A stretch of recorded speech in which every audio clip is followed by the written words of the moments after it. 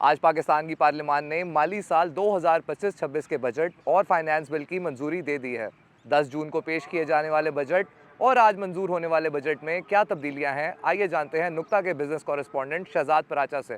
जी शहजाद, क्या तब्दीलियां की गई हैं? जी, जो आज फाइनेंस बिल अप्रूव किया गया है, इसमें सैलरी क्लास जो 6 लाख से 12 लाख सालाना तनख्वाह जिनकी आमदन है, वो उन पे जो 2.5% प्रपोज हुआ था, अब वो 1% कर दिया गया है। सोलर पे जो टैक्स 18% प्रपोज किया गया था, अब वो 10% कर दिया है।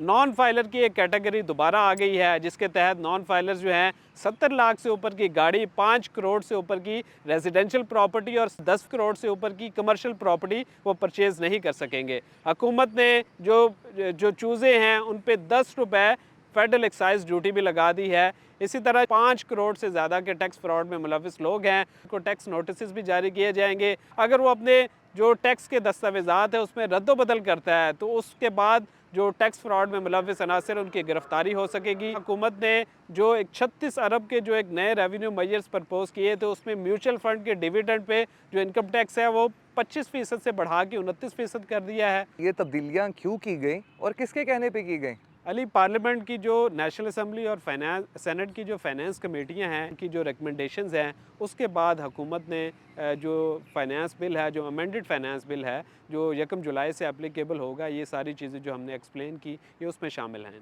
ये जितने भी चेंजेस किए गए हैं, इससे हमारी ज़िंदगियों में क्या असरात जो हैं वो मुरतब होंगे? अली, आपने घबराना नहीं है, लेकिन इस फाइनेंस बिल में घबराने वाली कुछ कुछ बातें मौजूद हैं। इब्तदाई तौर पे जो सैलरीड क्लास है, 6 से 12 लाख तनख्वाह जो रखते हैं, उनके लिए टैक्स स्लैब कम किया गया है। उनको थोड़ा सा फ़ायदा होगा, ज़्यादा फ़ायदा नहीं होगा। सोलर पे हमने टैक्स की बात की, वो 10% टैक्स लग गया है।